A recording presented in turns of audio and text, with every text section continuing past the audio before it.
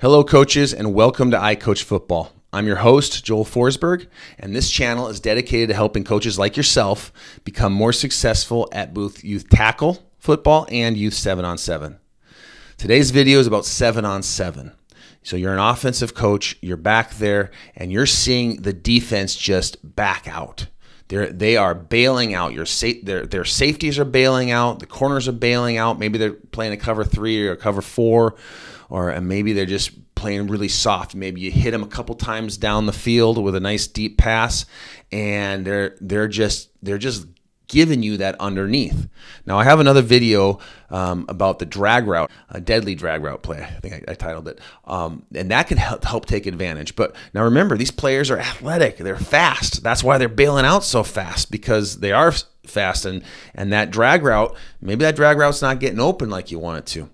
Well, you're going to have a change of direction route in this situation. Now, a change of direction, your most standard change of direction route is going to be a comeback route or a curl route. Basically, where you are coming to you're coming to a dead stop and you're changing the absolute direction. It's a 45-degree angle back toward the quarterback on a curl route, or back toward the sidelines on a comeback route.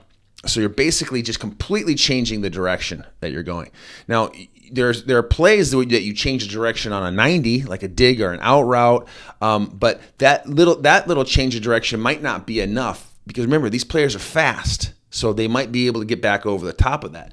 But now, if they're bailing, if they're backing out, and you change direction, their momentum, their speed might take them farther away and create that separation that you want. You want to run this when you have teams that are not running collected, they're running fast, they're backing out fast, and you are going to take advantage of that. You're going to take advantage of their speed, their athleticism, and their ability to run so fast that it takes them out of the play when your player stops and changes directions. Because sometimes your slower player might be able to stop and change direction better than these really fast athletes, and that's going to be their advantage. And this play is going to help you with that advantage. Okay, take advantage of that ability just to stop and use that for separation. Okay, so let's jump into it and take a look at it, and we'll see what we got here.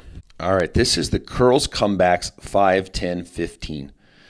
First of all, let me just go through some of the assignments here. The running back, or the B-back, the guy that's in the backfield, he is going to go on a quick go route, a fly route, right up the middle, as fast as he can. The reason why is we're going to run this curls comebacks, like I said, when the defense is really bailing out. When these guys are really just dropping out of there, maybe they're playing cover 4 and they got the corners, or you cover 3 in one corner and 2 safeties are just bailing out.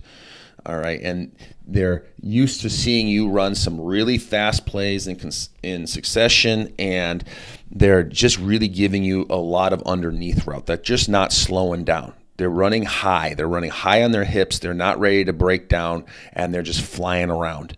This is how you slow them down and take advantage of that.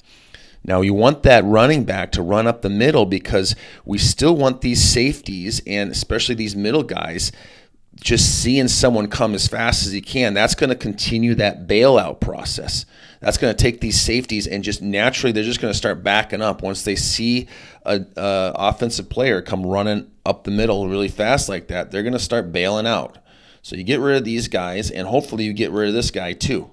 Starts to open up, and then hopefully these guys, then they see everybody running, because what's going to happen is initially everybody on the field has to look like they're running a full go route as fast as they possibly can. They're just going, and that's hopefully going to start getting all these guys who are already jumpy, already bailing out, as you've noticed, and that's why you're going to run the play, because you've already noticed these guys are bailing out. That's going to get them just bailing out here. All right, and now what I would do is I'm going to call 5, 10, or 15. So that's going to tell my players you're going to break off at 5 yards, 10 yards, or 15 yards, and that's yards from the line of scrimmage. That's not from where you're lined up, because these guys are 1 yard off the line of scrimmage. So these guys, as soon as they get up there, they're looking, what's 10 yards from the line of scrimmage? Where's the ball? Where's 10 yards? They're going to have to start getting smart about game field positioning, and they got to start teaching them young. Okay, where's 10 yards? Also, you want to always kind of tell your players where's the first down marker. Let's be conscious of where we got to get the first downs, because I might be saying, hey, guys, we need 10 yards to get the first down. Maybe the first down's like, 7 yards away. Well, I want to make sure they know they're going to catch that ball and extend or get to that first yard marker, right? That they got to know where that is. There's an effort to get to that first down. And then it's 15 yards. Now, this play isn't as effective beyond 15 yards because that's when a lot of players stop bailing out and they'll start catching up. If they're bailing out, you're going to catch up to them at about 15 yards. And also, the quick pass isn't as effective beyond 15 yards. This is supposed to be a real quick pass to even take advantage of the defender, even if he's not giving separation. So at 10, 15 yards, even if the defender's right here and you breaking away from him, you're still going to have that real quick ball, and the quarterback knows. What is another thing the quarterback knows and all the players know? It's this. You're always going to break away from the defender's leverage. Okay, so let's say that this defender will not give you the inside. He's sticking right here. He's not going to let you on the inside. Now, I always tell these two interior guys especially, if this player is playing you head on, and you have a choice to try to lean the leverage, try to get inside leverage. So this is a curl route. A curl route is always easier than a comeback route because the angle is bringing you back towards the quarterback and it's a straight shot. Boom, boom, nice connection. The comeback route over here, it's not. You are actually coming across, and it's not. See how that it's at a kind of a 90-degree angle. But if you're doing a curl route, you can come right back at him, and it just works better. So if you have the option, if this guy's giving you the option, kind of lean towards, so kind of draw yourself to the inside. And right now, as soon as you arrive here, this quarterback knows you are going to be. Now, don't break at 10 yards. Break a little bit beyond, so your first step back is at 10 yards. Boom, boom, bam. And what you're doing with this is coming straight back towards the quarterback. And you're running away from this player. So you're running straight at him. And that's going to be that ball right there. Now, if this guy just will not give you, any of these defenders will not give you inside leverage. Let's say he's playing inside out. He is wanting to push you outside. He's got this safe. He's got some type of a defensive scheme that wants to funnel you out here. So he's not giving you the inside whatsoever. Then he's gonna back up, and this guy is gonna break away. He's just not gonna be able to get the inside. He's gonna keep inside leverage. It's gonna turn it into a comeback. And here's the quarterback's reads. First read is, if he's a right-handed quarterback, it's 1, then it's 2, then it's 3, then it's 4. If it's a left-handed quarterback, the easiest pass is over here. 1 right here, and then 2, the other inside guy, and then 3, and then 4. Now, if you have a quarterback with a really strong arm, he could go 1, 2, could be the first 2 reads, so then he doesn't have to turn his body and do this as a third, so you can work with that. He's just looking through him. No, that's not there. Boom, that's there. All right, so maybe this guy's just bailing out, and the quarterback can look through his reads over here. So you may want to do this. I might do this. I have a left-handed quarterback, so I might have him look through 1 to 2. Right, so he's looking here. This guy is really tight on him, but this corner's bailing out. Boom, that's your second read. So it's boom, boom. It can be real quick.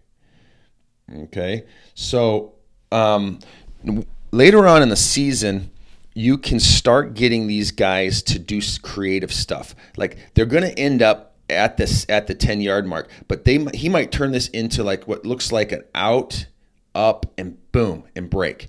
Kind of get tricky with this guy. Over here is a really good example. We have this crossing corner route that kind of goes like that.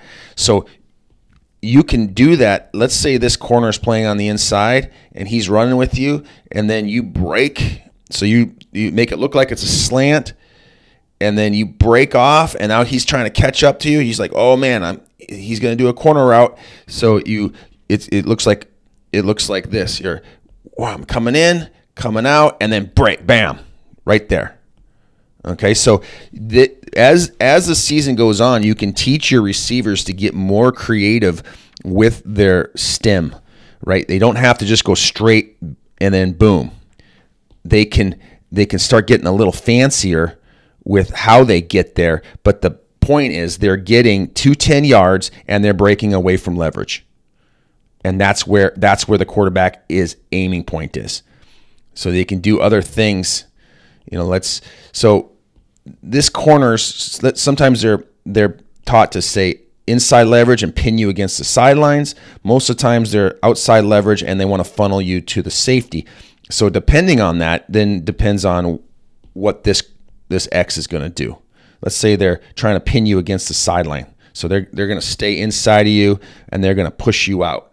Okay, if that's the case, then you're going to have a comeback route. But if he's going to have a comeback route, he's got to create room, because if this guy's good and starts pinning you against the sideline, where are you going to come back into the bleachers, into the out of bounds? You can't do that. So one of the things that this guy can do, he can start to do like a stem, like in. So this guy's staying in with him in like this, so you can stem in, then maybe shoot out, and then boom, and then break back. So he's still ending up in a comeback at the 10-yard line, but he's going to take this guy for a little bit of a ride, and he's going to create himself some room.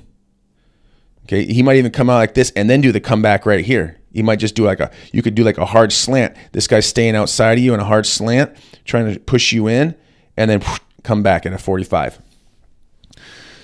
So the comebacks are at a 45, and then that's how you create some room out there.